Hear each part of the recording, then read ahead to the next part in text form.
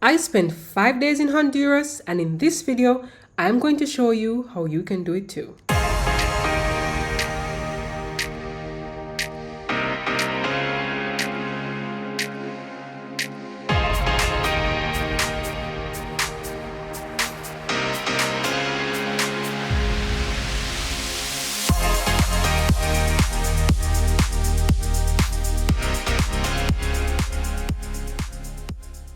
In the previous episode, we talked about the cost of visiting Honduras. In this video, let's find out how you can visit too. Given its name by Christopher Columbus in 1502, Honduras is home to more than 11 million people. Even though surrounded by volcanic activities from neighboring countries, it is the only country in Central America that doesn't have volcanoes. I was advised against this country, but I'm happy I gave it a shot. Though I only spent 5 days here, that was all I needed to get a feel of the country.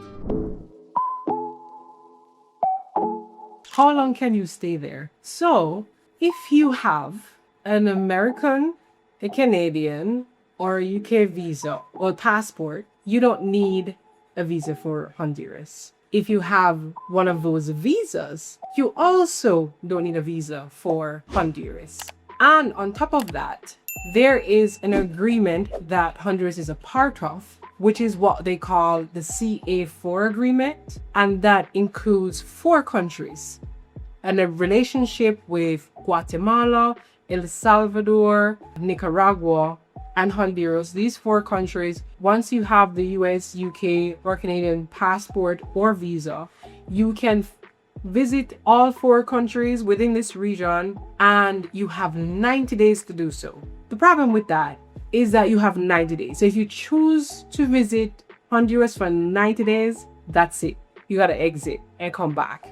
That arrangement is within all those 4 countries, and you can't stay. Oh, you can extend it, but you gotta go to the embassy to sort it out. No, if you don't have a visa, it gets a little bit more tricky. Now, for Jamaicans, we do not have a physical embassy or consulate in the country, and therefore we have to find the next best thing, which is finding the nearest embassy. Now, the 2 nearest embassy that are in Jamaica, 2 nearest embassy that are near to Jamaica, you have one in Cuba and one in Miami. The problem is Cuba have a situation going on, and Miami, you gotta get the visa to go to Miami to get the visa for Honduras. That not gonna work.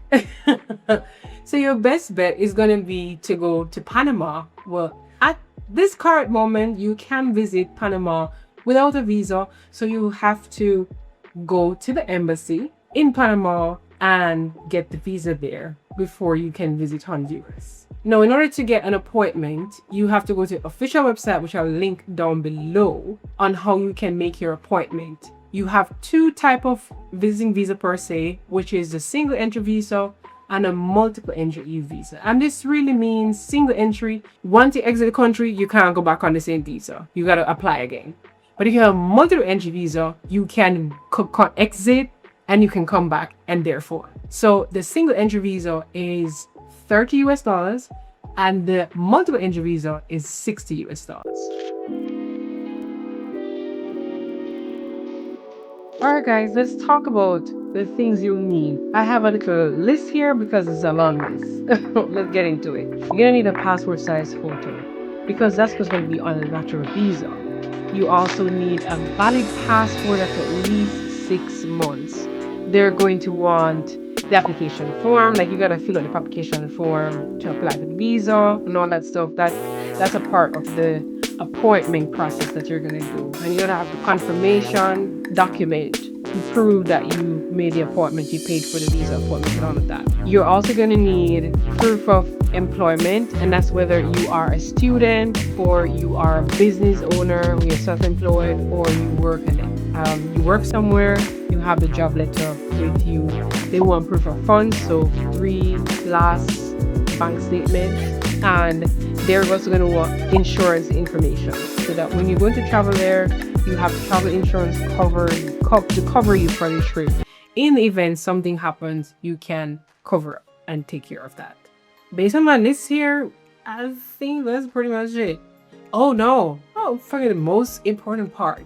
They're gonna want to know they are definitely going to want to know that you have a return ticket. A return ticket because they want to make sure you're gonna leave their country and not stay there when you're not supposed to stay there. They want to make sure that you have an accommodation. They want to know where you're going to go, what you plan to go to do there, your purpose of your trip. So they will ask you these questions when you physically attend the embassy. So just be prepared for the question that they're going to ask you when they're considering to give you the visa. All right, let's talk about how to get there. How do you get there? And I know it's hot, it's burning, but bear with me. If you're coming from Jamaica, your best bet is probably going to be Copa Airlines. I tried to see if Arajet travels there as well, but it doesn't. It goes to Guatemala, it doesn't. But what you could possibly do is fly. Depending on how expensive the flight is with Copa Airlines, you could fly to Panama. And then once you get to Panama, you have other options of taking a different airlines to get to Honduras that might be cheaper. So you have another option, will be Avianca, which is pretty much around Latin America. And between those two, and possibly other ones that fly to Honduras, you can find a possibly affordable ticket to get there.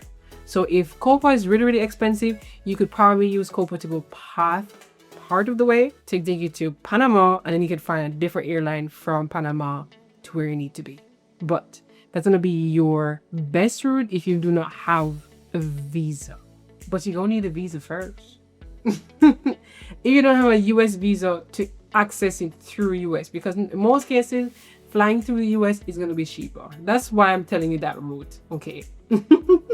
I'm pretty sure they have other options, but that's the one I can think of in terms of fastest way to get there.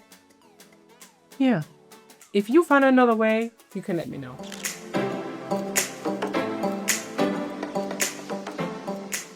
All right, the big part now, the big moment of truth. When you do get the visa and you are at the airport, you've landed in the country, and you walk up to immigration and they start asking you a bunch of questions. Say, passport, please. Hand them a passport. They're looking at your documents to see previous travel, looking on their system to see what they have for you, and they'll ask you purpose of trip. And they normally just sometimes don't even look on you. They'll either look in the book or in the system. Purpose of trip. Okay. Where are you staying? Are you traveling alone? How long? And it can be such an intimidating procedure, so just don't pay them any mind. Just bear in mind that this is how they all are in every single country. Some of them might not even say anything to you, so just bear that in mind. But worst case scenario, they'll ask you all of these questions. Be prepared. Make sure you know where you're going. Make sure you know how long you're staying, purpose of your trip. Make sure you know how you're gonna get to your hotel from wherever you land.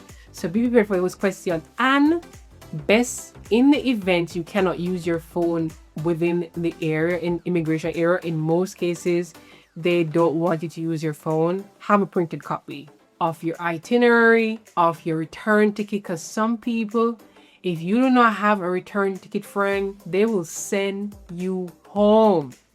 I've seen in numerous cases, and at first I thought it was partial to some countries, but no. I've seen first world countries, people who enter in some countries and they send them back to their yard. So please make sure when you enter a country and you're visiting for visiting purposes as a tourist, you have the return ticket. Got it? That's it. As I mentioned earlier, there are no volcanoes in the country, but there are a lot of cool, fun things to do. First, you have to decide which side of Honduras you want to see. It is not a really big country like Mexico, but it's definitely not small. In fact, there are more than 160 airport and airstrips here, 5 of which are international. You do not want to book your accommodation in the south of the country and you're flying in the north. So you would definitely have to know where you're going. You can be in the mountains where the Mayan ruins are. You can be near the coast on the Caribbean Sea or the Pacific Ocean, or you can be in the city. Each area will give you a very different vibe. One of the most popular attractions here is the Copán ruins in the mountains. It is a World UNESCO Heritage Site and is considered the most important Maya city. You have other places like Roatán, an island off the coast of the Caribbean owned by Honduras that is a very popular spot for cruise ships. As you can see, there is a lot to explore here. To make things easy for me, I kept it very simple and stayed in the capital city, Tegucigalpa. Your girl needed stable internet because it is a must. For my activity, I took a chicken bus and went for a hike in the Tigra National Park, the first national park in Honduras. All right, guys, there you have it. I mean, I'm so excited for this season because it's about to finish. It's about to be done. This is gonna be the last. No, this is gonna be second to last episode, and then the last episode is gonna be me leaving from Honduras to country number 8, which is Nicaragua. You get me? And then I'm going to show you the next set of 7 coming up in season 2.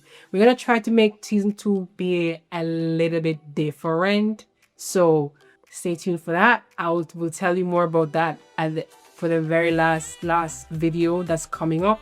So stay tuned, guys. I hope that you enjoy the series so far. I've mentioned numerous times when I'm sharing how to get to a country.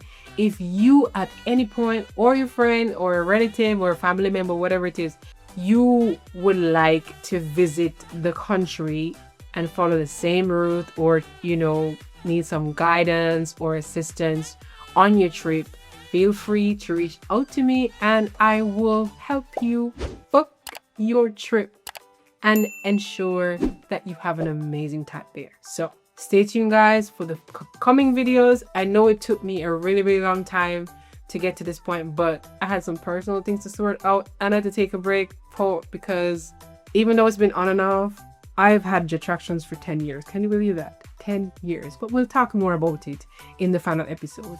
So toodles, and see you next week, Saturday. It's been a minute. Welcome back.